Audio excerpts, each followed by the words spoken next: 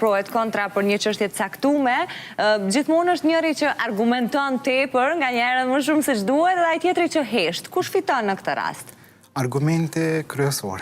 Argumenti kryesor. Argumente kryesor. Do të thonë në rastin tonë ne padyshim që të gjitha çështjet, do të thonë se pikpamjet e ndryshme që mund t'i kemi mbi disa gjëra, kur fillojmë komunikimin, fillojmë mbi bazën e asaj se tjetri çka do që i jep si kontribut, parimi i parë që e kemi në mendjen tonë është kontributi pozitiv që dëshira e tij po don me dhënë për këtë çështje.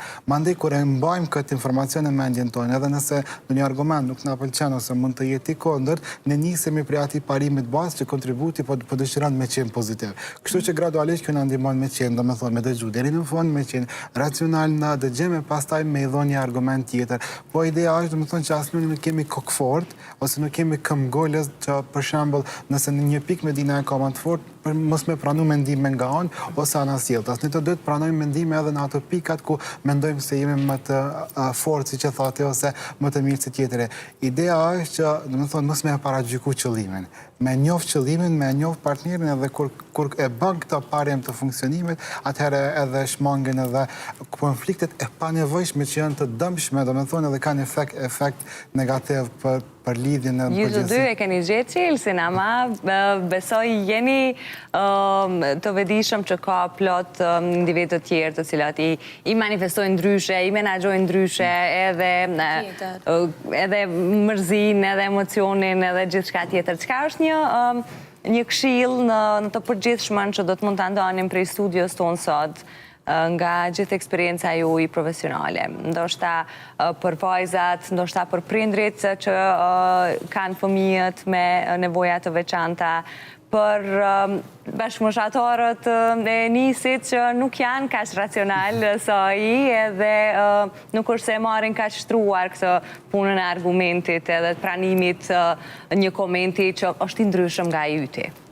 Patjetër. Një këshill që mund dhe me ndo, ashtu se cila fushë e përket këshillën e vetë, dhe se cili person e meriton këshillën e vetë, por në përgjithësi që ka mund dhe me thonë është që të fokusohemi në perceptimet e tjetrit që i ka për situatën, shkaku që jo gjithmonë ka mendim të gabuar, jo gjithmonë ka perceptim të gabuar, jo gjithmonë ka sjellje të gabuar, gjithçka buron nga diçka.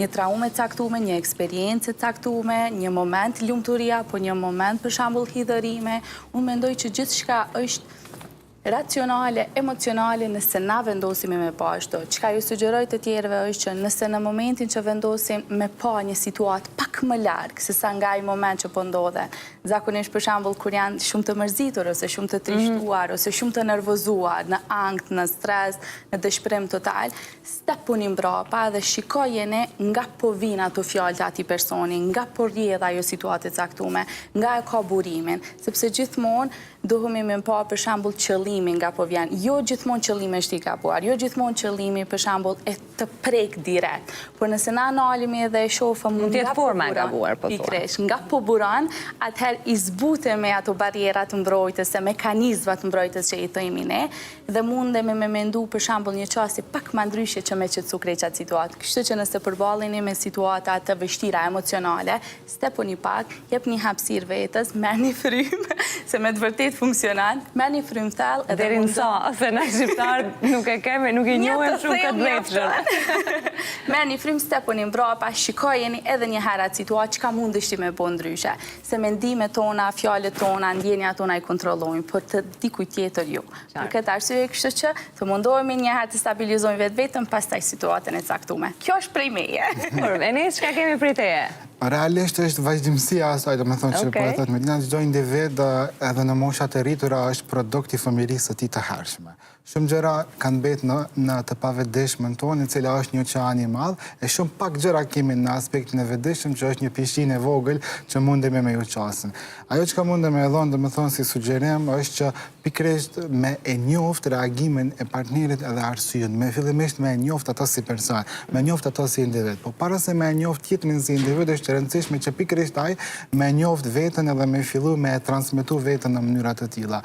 mos i paragjykoni qëllimet, njihuni me vështirësitë, sakrificat, traumat që një partneri juaj i ka kaluar gjatë fazës kur është rritur, edhe kuptoni që roli juaj në këtë rast nuk është gjykues, roli juaj është ndihmues, roli juaj është mbështetës, sepse në parem jeni lidhja më e afërt që mund të jetë, domethënë mes dy individëve, dhe si e tillë duhet të manifestohet me afërsi, me ngrohtësi edhe me dashuri e çdo gjë të bukur. Unë uroj që të kthehen në praktik të gjitha këto këshilla që ju ndotë, se thënë të drejtën, mishë të dashur, këto këshilla e mba pagesë, në rastin, ti përdorni edhe ti ktheni ato në përditshmërinë tuaj varësisht nga situata, do të thotë që tash me njerëzit ose me situata që nuk përkojnë të reagoni kështu. Shumë kënaqësi me ju njoftu, me ditë më shumë për ju, faleminderit që eshit. Faleminderit juve për ftesën, ishte kënaqësi edhe për ne. Madje jeni të parë që na keni ftuar në intervistë si çift, se zakonisht kemi shku vetëm individual, kështu që faleminderit shumë për juve. Dhe si falenderojmë që na keni ftuar të parë në, domethënë si çift, ne po japim ekskluzivitetin e asaj se zyrën aktuale, domethënë ku jemi tu punu, tash po zgjerohemi edhe po dalim në një objekt tërësisht të ri.